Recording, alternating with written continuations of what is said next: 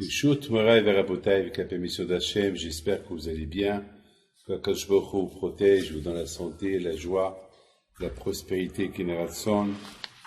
Alors, aujourd'hui, nous allons parler un peu de la Torah. Et il faut savoir une chose, que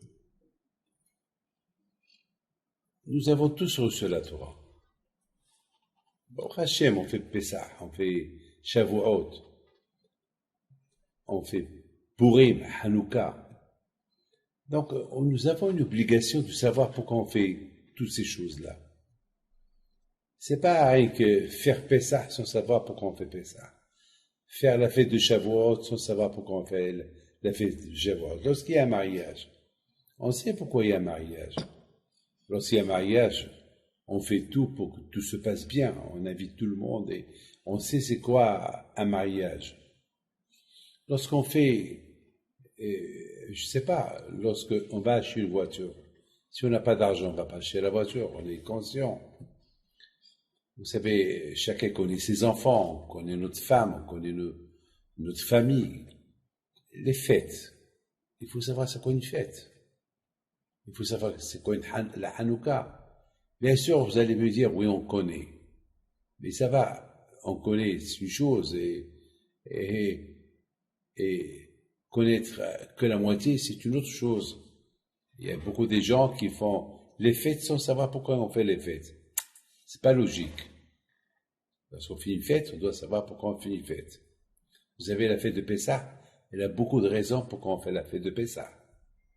La fête de Purim, elle a beaucoup de raisons pourquoi on fait la fête de Purim. Au moins qu'on connaît que une petite raison. Alors, en général, la fête de Purim, pourquoi on fait la fête de Purim? Parce qu'il y avait quelqu'un, il s'appelle Haman, qui a voulu tuer tous les Juifs, et à la fin, il les a pas tués. C'est tout. Alors, pourquoi on fait pas la fête de Hitler? Il y avait un qui s'appelle Hitler, qui voulait tuer tous les Juifs, et finalement, il n'a pas réussi à tuer les Juifs, et il a tué que 6 millions de Juifs. Mais il n'a pas réussi à tuer tout le monde. On fait pas de fête pour une cérémonie religieuse. Pourquoi il n'a pas réussi à tuer tout le monde? Non, on fait pas. Mais on fait, c'est de Purim. C'est-à-dire que c'est de Purim, il y a plein de raisons pourquoi on fait la fête de Purim. Si on fait Pessah, il y a plein de raisons pourquoi on fait la fête de Pessah. La fête de Pessah, c'était pareil, une fête. Ce fut une fête. C'était une fête qui se reproduit tout le temps. Donc tout le temps, on fait cette fête. Parce que tout le temps, on sort d'un exil. Toujours on sort d'un problème. Donc la fête de Pessah nous rappelle plein de choses. Mes amis, la semaine dernière, on a lu la faute du veau d'or. Les Juifs, après qu'ils ont quitté l'Égypte, alors écoutez bien, avec tous les miracles qu'ils ont vus en Égypte, ils ont vu, vous imaginez, ils étaient des millions de Juifs en Égypte esclaves. Le pharaon, il voulait pas se débarrasser de ses esclaves parce que il avait beaucoup à gagner avec eux. Alors, il y a une question qui se pose, comment est-ce possible que il ne voulait pas les lâcher avec tous les coups qu'il a reçus chez le bon Dieu? Déjà de là, on apprend qu'il y a des gens qui sont têtus. Ils veulent pas reconnaître la vérité. Pharaon, c'était dur pour lui de reconnaître la vérité, d'accepter la défaite. Vous savez, la semaine dernière, il y avait un couple que le mari, il veut pas divorcer, sa femme, elle veut le divorcer parce qu'il la tape, il l'insulte, et après il l'a regretté, mais avec les coups et blessures qu'elle a reçus, elle n'en pouvait plus, et il a tout fait pour la récupérer, mais c'était trop tard. C'était trop tard. L'amour, elle est partie. Elle n'en pouvait plus.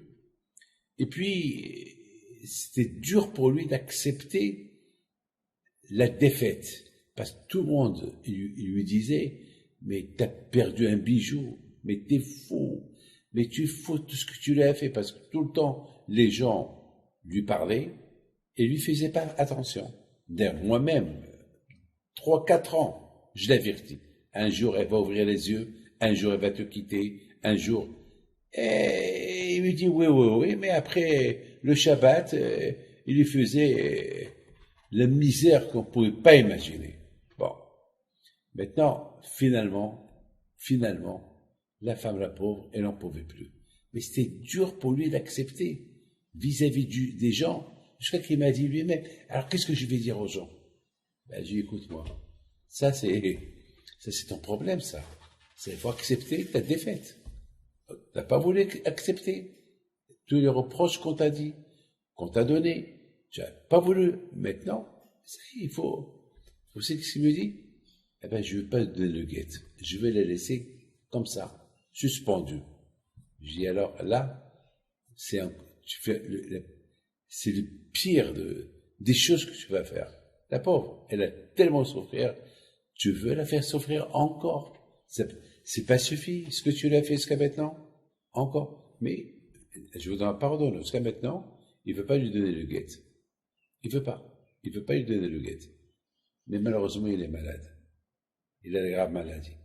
Et je l'ai appelé il y a quelque temps. Je lui ai dit, écoute, au moins, laisse un bon souvenir à ta femme. Laisse un bon souvenir de toi. Parce que voilà, avec la grave maladie que tu as, donne-lui le guet. Au moins, il me dit non. Il me dit, ben, je meurs et je ne donne pas le guet. Il a fallu, mes amis, combien des fois que je l'ai appelé pour qu'il lui donne le guet, tout ça qu'il a compris que c'était vraiment, il avait qu'une chance de vivre. Et vraiment, même ses enfants lui ont dit, papa, libère maman. Alors, vous savez qu'est-ce qu'il a dit? Il dit, mais si je libère ta mère, elle va pas prendre les 7 jours de deuil. Alors là, moi, je l'ai appelé, je lui ai dit, qu'est-ce que tu veux? De force, au lieu de prendre les 7 deuils, elle va t'insulter chaque jour.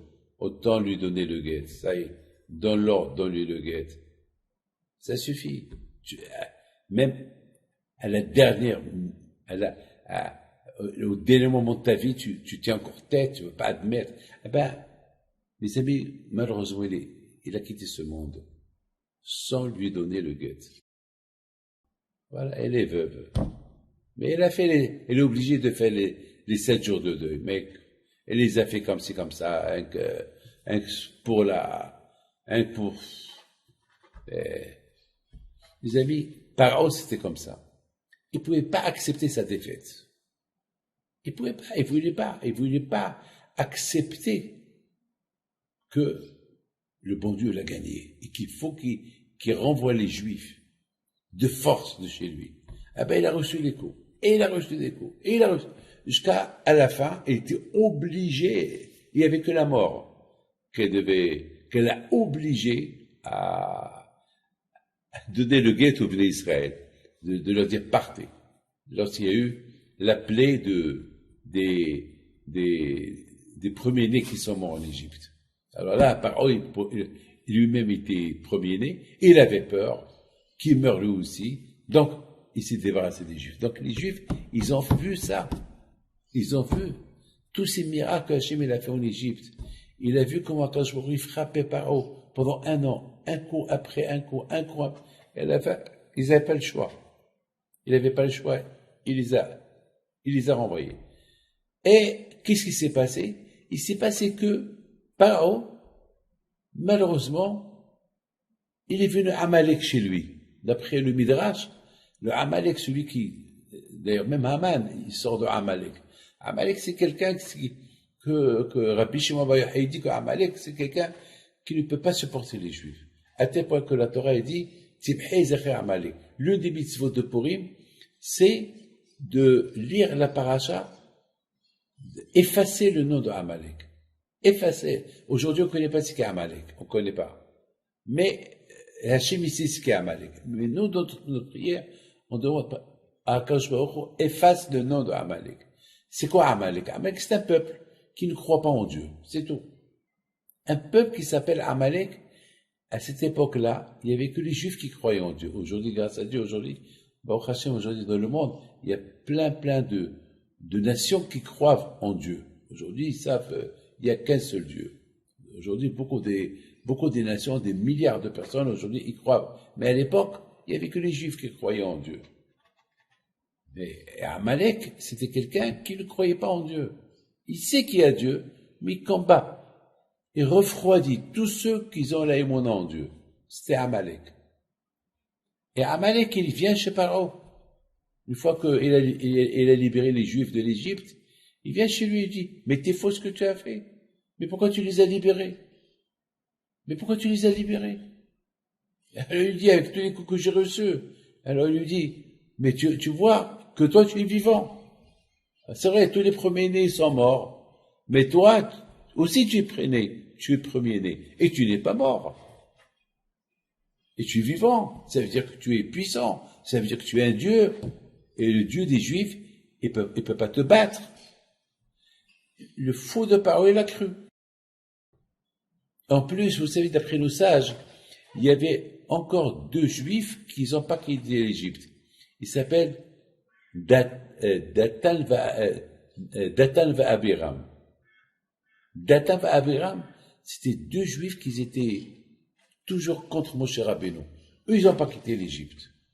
Alors vous allez me dire pourquoi ils sont restés vivants, pourquoi le bon Dieu ne les a pas punis. Non, quand je ne les a pas punis, pourquoi? Parce que ces 2 Juifs-là, et lorsque ils étaient des policiers, Pharaon, il les a mandatés à s'occuper des Juifs qui ne travaillaient pas. Et ils voyaient des Juifs qui ne travaillaient pas, ils les ont pas frappés. Par rapport à ça, le bon Dieu les a laissés vivants. Ils ont fait Teshuvah. Après, ils sont retournés avec les Juifs.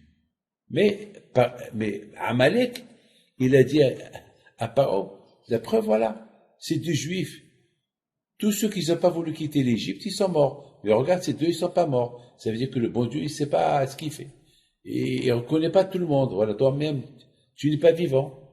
Tu n'es pas mort, pardon, tu es vivant. C'est de la folie. Alors, Pharaon, lorsqu'il a vu ça, il a dit, bon, allez, je vais aller chercher les Juifs. Et les Juifs, ils ont vu ça. Ils ont vu que Pharaon et des milliers de soldats qui les ont poursuivis pour les rapatrier en Égypte. Et là, il y a eu le miracle. La mer, elle s'est ouverte. Les Juifs, ils ont traversé.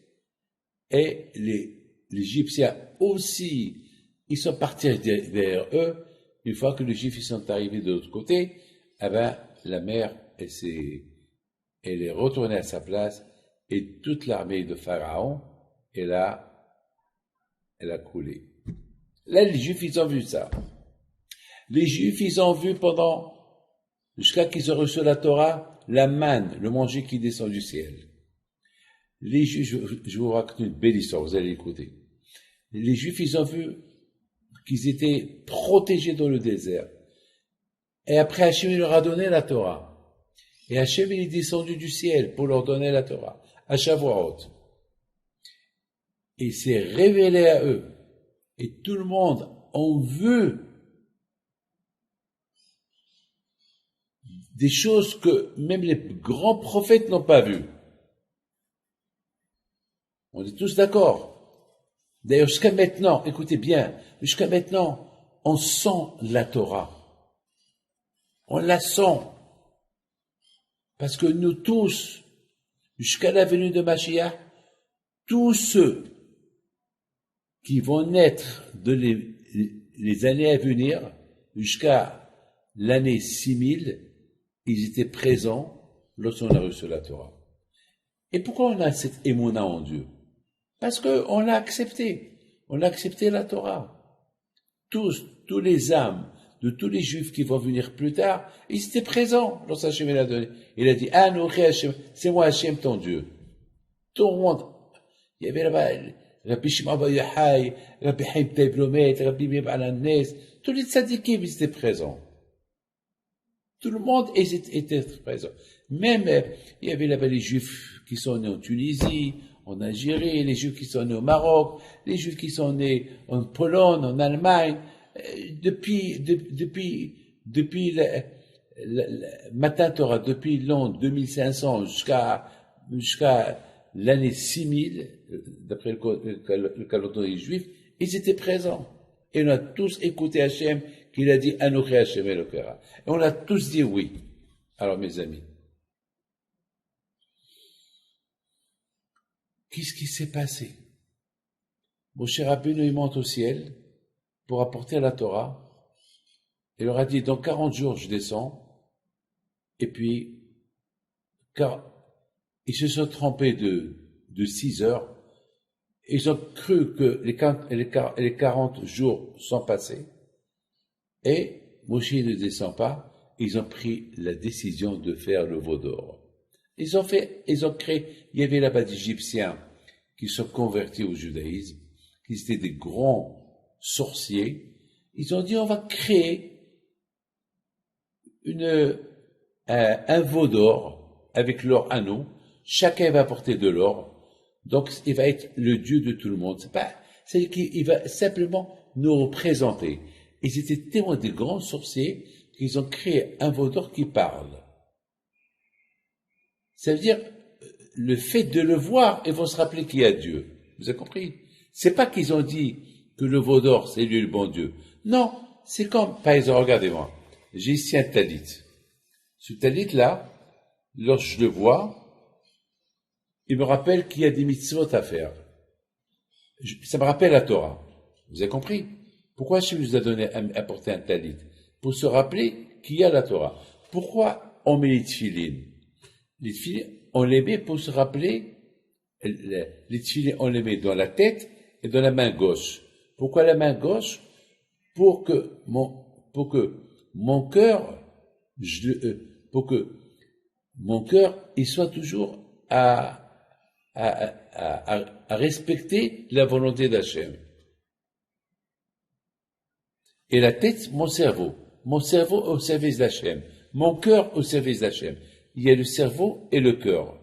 Lorsqu'on dort, le corps, il dort comme un mort, mais le cœur, il continue à fonctionner, il s'arrête pas. Et le cerveau, il s'arrête pas. La preuve, lorsqu'on dort, on fait des rêves. Ça veut dire que le cerveau, il continue à fonctionner. Comme ça, il dit Ben Ish Chai. Donc, mes amis, Hachem nous a donné la Torah, des mitzvot pour se rappeler. Par exemple, le Shabbat. Le Shabbat, on fait des signes, parce que toute la semaine, on allume, on cuisine. Alors, on dit Shamor Vezachor. Il faut respecter Shabbat. Mais beaucoup de fois, on risque d'oublier que c'est Shabbat. Alors, on fait des choses. On fait la dafina, on met une table, on arrange la table de Shabbat, et on fait des choses spéciales, un repas spécial le Shabbat. Il y a même des gens qui mettent du scotch pour ne pas qu'ils allument la lumière. On fait des choses pour se rappeler que c'est Shabbat. Sinon, on se lave chaque jour, mais le vendredi, on dit l'Echbot Shabbat. Moi, jamais j'oublierai mon père, Alav Shalom. Et le vendredi, toute la semaine, il était assis, mais le vendredi après-midi, il faisait plein de choses. Je disais à papa, mais papa, repose-toi. Il a dit non, pour Shabbat. Comme ça, je rentre dans le Shabbat de maintenant. Ah, mes amis, vous avez compris que, par exemple, comme un homme, il va se rappeler qu'il est marié. Ben, il y a la Ktuba, qui l'engage. Que l'engage, tu es marié à une femme. Bon, mes amis, il y a des signes qu'on fait pour qu'on se rappelle tout le temps. Mes amis, eux, c'est pareil. Eux, ils ont dit, on veut faire un veau d'or pour qu'il nous rappelle, ce veau d'or-là, il nous rappelle qu'il y a un Dieu à servir. Mais Hachem, il ne veut pas. Hachem, il ne veut pas qu'on fait des choses qui vont nous rappeler Dieu. À nous de servir à Kadosh Baruch Hu, à nous de servir à Kadosh Baruch Hu avec tous nos moyens. C'est pas, on va créer un veau d'or, on va dire, lorsqu'on va le voir, on va penser au bon Dieu. Non, t'as pas le droit. Parce que, et en plus, ils ont fait un veau d'or qui parle. Alors plutôt, ils vont vénérer le veau d'or au lieu de vénérer Akadosh Baruch Hu. Vous savez, lorsque vous allez pèleriner les tzadikim, il y a beaucoup de gens qui se trompent. Ils commencent à embrasser la tombe, ils pleurent sur la tombe, et ils demandent à la tombe, ça c'est d'Avodazara, ça. Ça c'est de l'idolâtrie.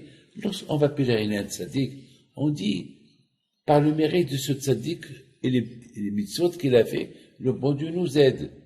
On ne dit pas au tzadik, c'est toi qui vas nous aider. Alors, eux, ils ont fait le veau d'or, ils parlent au veau d'or. Ils disent au veau d'or, on veut ça, on veut ça, on veut ça, on veut ça. Et lui demandent à lui. Et soi-disant, lui, il va demander au bon Dieu. Hachem, il ne veut pas ça. Hachem, il veut que nous, on demande au bon Dieu directement. Donc, vous allez chez un rabbin. Le rabbin ne peut rien faire pour vous. Qu'est-ce qu'il va faire pour vous, le rabbin? Il va vous bénir. Mais lui, il n'y a rien. Le rabbin, il ne peut rien faire. Tout ce que le rabbin peut faire, c'est demander à Kadosh Baruch Hu, pour vous. Vous venez chez le rabbin, que le rabbin, il demande à Kadosh Baruch Hu. C'est pas, rabbin, donne-moi. Lui, il peut rien te donner.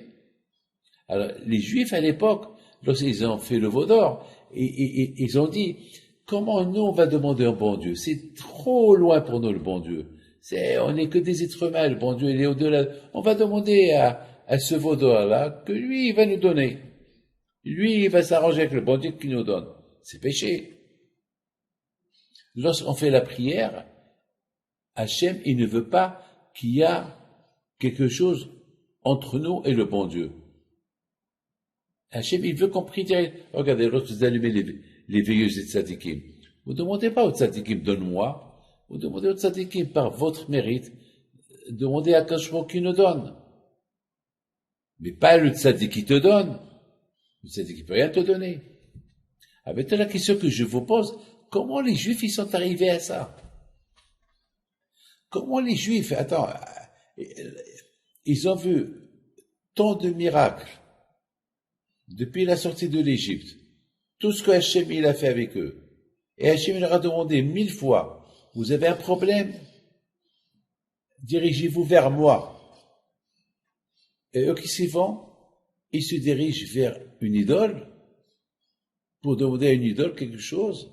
Mais c'est la folie. Comment vous pouvez imaginer une chose pareille? C'est incroyable. Alors là, mes amis, je voudrais vous raconter une belle histoire. J'étais à Paris cette semaine.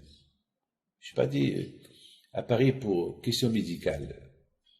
Et bien sûr, je l'ai pas dit à tout le monde parce que j'avais quelques jours que je devais arranger tout mon dossier médical, donc je pouvais pas que tout le monde le sache. Et bon, malheureusement, il y a eu des gens qui l'ont su parce que je devais aller à la synagogue au 19e, mais en général, j'ai appelé personne. Celui qui l'a su, il est venu. On n'appelait personne. Mais j'ai écouté une belle histoire, très belle histoire.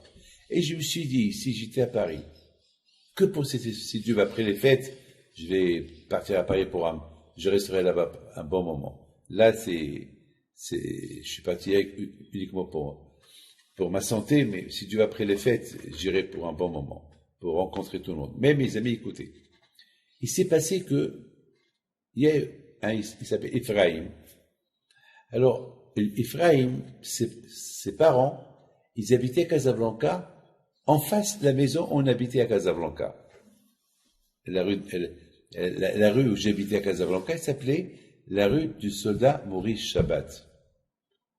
À la rue des Anglais, il y a beaucoup des rues qui avaient des noms des Juifs, comme rue du soldat Albert Lévy. Il y a la rue Lusitane. Il y a beaucoup des rues qui avaient des noms juifs.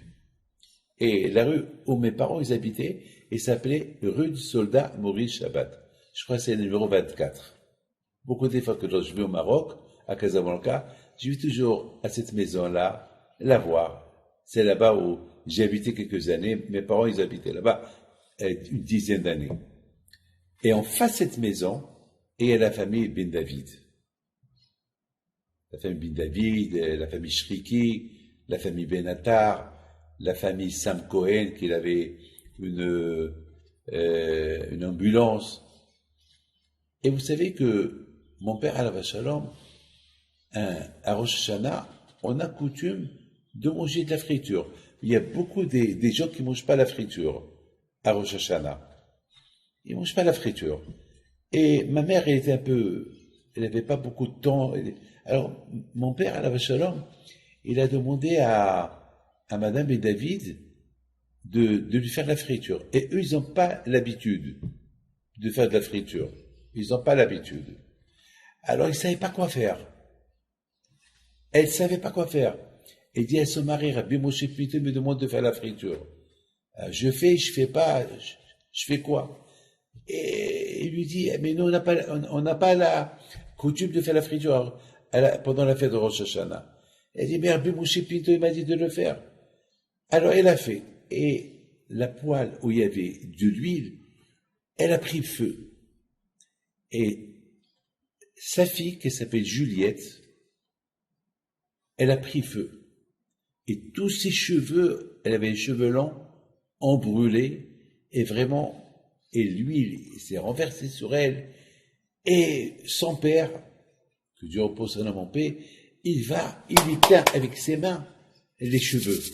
Et jusqu'à sa mort, il avait ses mains brûlées. Bon, bien sûr, ils l'ont pris à l'hôpital, et bien sûr, il était bien brûlé. Ils l'ont enroulé avec du tissu, avec des bandages. Vraiment, elle avait 6 ans, elle était petite. Et mon père, il était dans tous ses états lorsqu'il a pris la mauvaise nouvelle. Il avait de la peine. Alors mon père, Alav Shalom, il dit à ma mère, dès qu'elle arrive, Juliette, mon père, il appelait Juliette de mon cœur. À partir de là, il appelait toujours Juliette de mon cœur. D'ailleurs, elle habite toujours à Casablanca. Elle est mariée, elle habite toujours à Casablanca. Et ses enfants, ils habitent à Paris, ils ont des restaurants à Paris. Bon, mon père, Alav Shalom, il attendait avec impatience. Elle arrive d'hôpital, et mon père, Alav Shalom, il la bénit. Et lui dit, Be'ezat Hashem, Bisrot Rabbi Pinto, tu n'auras rien. Demain, on va t'enlever le bandage, et tu n'auras rien, comme avant-hier. Mais il faut être fou pour croire à cette histoire. Pour croire à cette histoire, il faut être fou. Mais la femme, elle est toujours vivante, elle habite à Casablanca. Son fils, il a un restaurant à Paris, il est toujours là. Donc, mes amis, vous n'avez pas le choix que de croire. Alors, celui qui veut savoir vraiment l'histoire, il y a Rabbi Moshe, mon fils, qui habite à Paris, appelez-le, il va vous dire d'aller chez Ephraïm, il va vous montrer et il va vous raconter lui-même son histoire. Et c'est ça, je l'ai écouté avant-hier. J'étais à Paris avant-hier, il nous a apporté à manger à la maison, il m'a raconté l'histoire. Alors, la bataille, l'histoire, il se termine que ils ont l'émouna en Dieu et l'émouna de Haramim. Le lendemain, ils ont enlevé tout le bandage de tout son corps. Et le miracle était, elle n'avait rien. Sans que rien n'est tombé sur elle. Les médecins n'ont rien compris. Elle n'a même pas un signe de brûlure. Comment vous allez croire à cette histoire? C'est l'aïmouna, c'est tout. C'est le tzadikim. Le tzadik, il a tellement confiance en Dieu. Il prie à Kadosh Baruch Hu. Parce que le tzadik, il peut rien faire. Le tzadik, c'est pas un sorcier. Le tzadik lui-même, il est comme toi, comme moi, comme nous tous. On prie. On prie à Kadosh Baruch Hu. Et lui, et ce tzadik, mon père, il a prié à Kadosh Baruch Hu. Et à Kadosh Baruch Hu, il a accepté sa prière. C'est tout. Il n'y a pas à chercher. Alors, du coup, il y avait un monsieur à côté de Ephraim qui a raconté, et lui aussi m'a raconté une autre histoire. Lui aussi, il m'a raconté que lorsqu'il était jeune, il a brûlé, et ils l'ont pris chez mon père à Casablanca, et mon père, il avait le verre avec consolable, le qu'il avait consolable les mains, il a rempli, il a jeté sur lui, il a dit, Rabbi David, j'ai pas de signe, comme si j'ai jamais été brûlé. C'est des choses, mes amis, je vis avec des histoires comme ça. Je vis tout le temps, mais il faut avoir l'aïmouna. C'est tout. Il faut avoir l'aïmouna, c'est tout. Mes amis, les Juifs, ils ont vu des miracles. Ils avaient, pour qu'ils voient ces miracles, c'est qu'ils avaient l'aïmouna, qu'il n'y a que Hachem. Alors comment ça se fait qu'ils se sont trompés? Moshe Rabbeinu leur dit, dans 40 jours, je descends du ciel avec la Torah, et eux, ils ont vu, ils se sont trompés de 6 heures, parce qu'ils se sont trompés de 6 heures, ils ont cru que Moshe Rabbeinu, il va plus venir, alors ils ont créé, avec l'or qu'ils avaient, un veau d'or qui parle, et qu'ils commençaient et ils ont dit, alors toi, tu vas être le représentant du bon Dieu. On a besoin de quelque chose, on te demande à toi. Attends, mais c'est pas possible. Même Moshe Rabbeinu, on peut pas dire à Moshe Rabbeinu, si on a besoin de quelque chose, je te donne, tu nous donnes. Mais Moshe Rabbeinu, il dépend du bon Dieu. Mes amis, et surtout, tu as créé un Dieu, c'est lui qui crée. Mais les Juifs, c'est eux qui ont créé un Dieu. Et c'est logique que toi, tu crées un Dieu. C'est Dieu qui te crée. Qu'est-ce qui s'est passé? Qu'est-ce qui s'est passé dans leur tête? Mes amis, la réponse, elle est facile. Il y a 2 réponses que je vais vous donner. Après, je vous raconte une super histoire que j'ai écoutée à Paris cette semaine. La première réponse, c'est parce que lorsqu'on est trop gâté, on n'apprécie pas celui qui te fait le bien. Imaginez-vous que tout ce que vous demandez à votre papa, il vous le donne. Tout ce que vous demandez, on vous le donne. Ça, vous devenez le garçon gâté. C'est tout. Il y a un fou. Lorsqu'il a commencé à voir que son père, il est vraiment riche, il a commencé à lui dire, donne-moi ça, papa, donne-moi ça. Et le fils, et le père lui donne. Aujourd'hui, malheureusement, le père, il est mort. Et il a bouffé tout son argent. Parce que c'est la faute de son père. Pour apprécier l'argent, il faut donner l'argent modérément. Il ne faut pas, surtout un enfant, tu le gâtes, ça y est, il prend un mauvais chemin. Mes amis, les Juifs, ils étaient gâtés. Tout ce qu'ils ont voulu, ils l'ont eu. Sans demander, ils ont eu. Alors, ils n'ont pas... C'est vrai, ils avaient l'aïmouna en Dieu. C'est comme ce fils-là. Il sait que c'est son père. Il n'a pas dit que c'est pas son père. Il sait que c'est son père qui lui donne. Mais gâté. Le fils gâté. Un fils gâté, il est nul. Combien il faut faire attention? C'est vrai, il faut pas empêcher à vos enfants tout ce qu'ils demandent. Mais il faut savoir comment leur demander. Il faut savoir, il faut aller doucement. Doucement. D'ailleurs, lorsqu'on gâte trop les enfants, et ils apprécient même pas les parents. Il n'y a plus de merci. C'est de l'acquis, c'est normal. Pourquoi c'est normal? Bon, Hachem, j'ai des enfants. Et bon, Hachem, je les ai éduqués à travailler, à recevoir les gens, à préparer les cours de Torah, à se casser la tête. Je les aide. Mais je leur ai appris que tout ce qu'ils peuvent avoir, il faut qu'eux-mêmes ils s'investissent. Et c'est comme ça qu'il faut être. C'est pas ce qu'ils veulent, je leur donne. Et je suis un peu misérable avec eux. Parfois, je leur donne, moi-même, je leur demande, allez, faites un petit tzedaka, donnez à celui-là, donnez à celui-là, donnez à celui-là. Et j'aurais pu me dire, papa, mais c'est toi le papa, c'est à toi de donner. Non. J'hésite. Allez, donnez-vous aussi.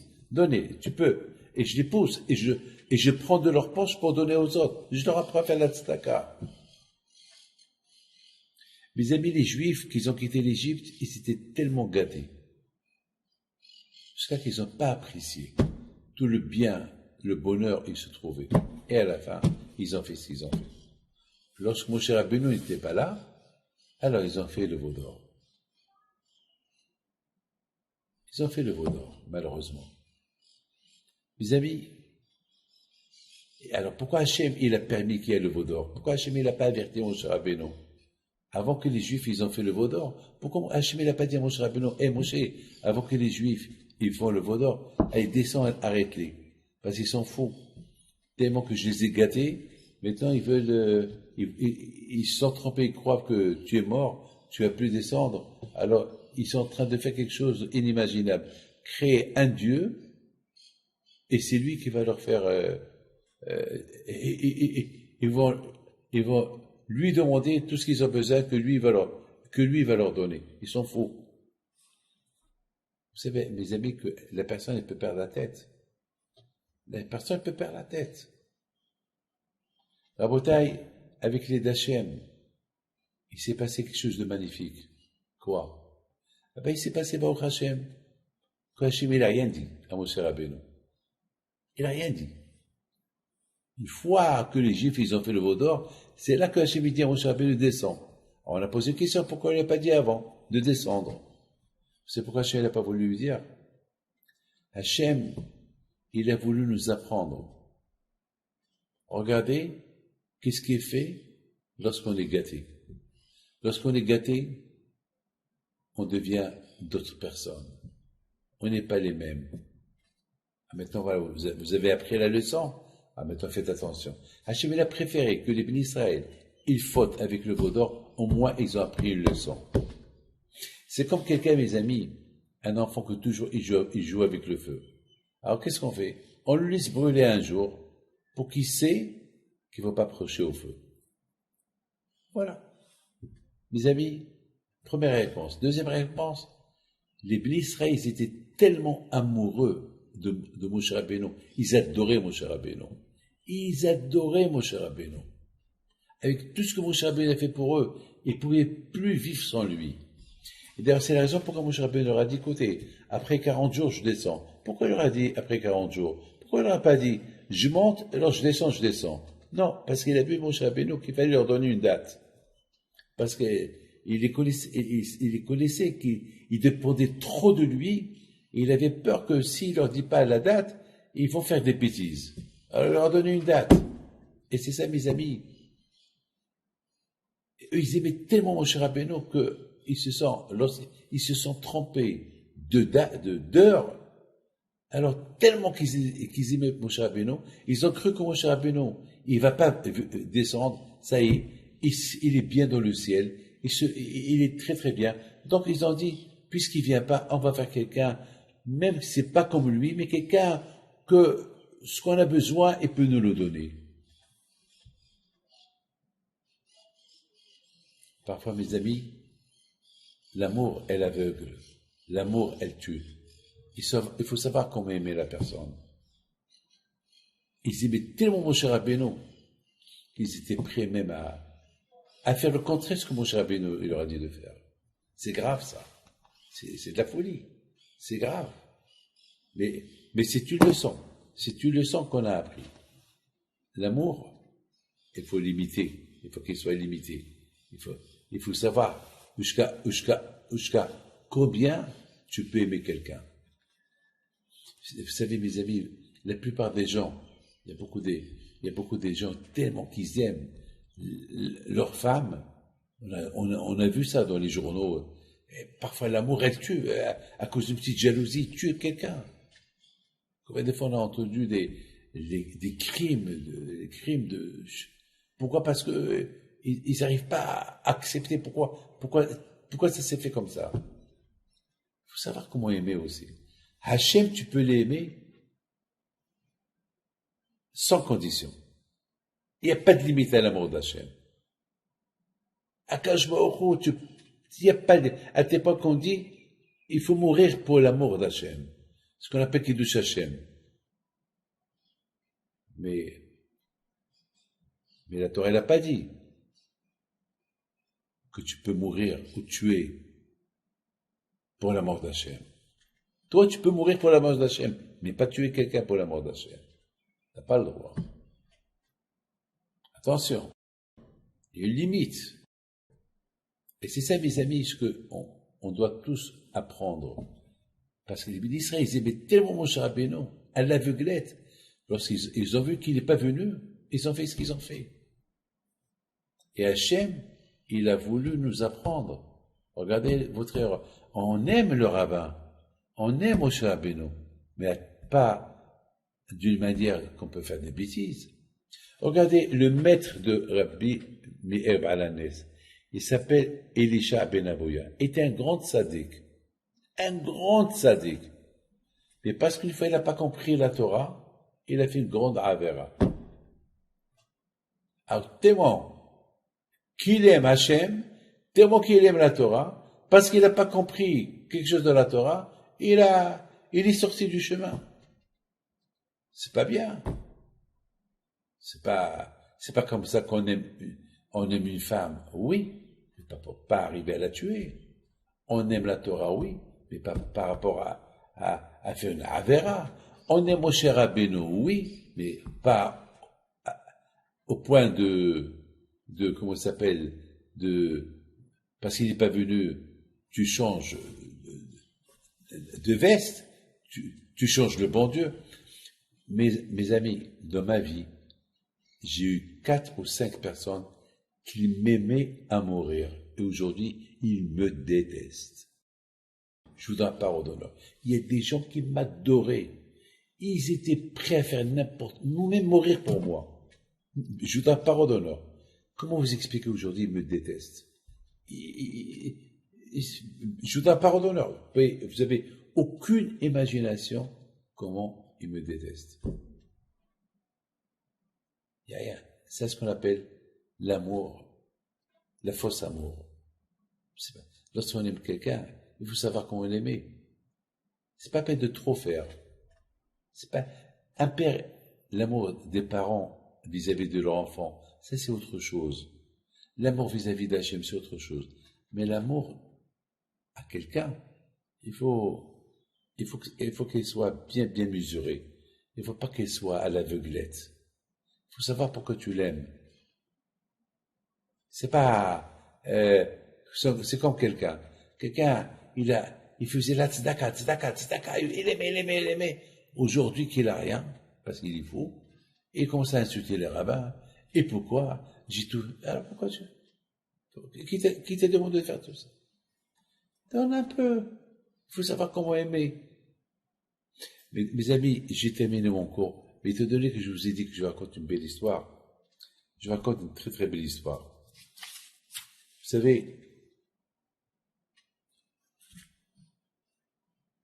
je l'ai écrit, elle est super.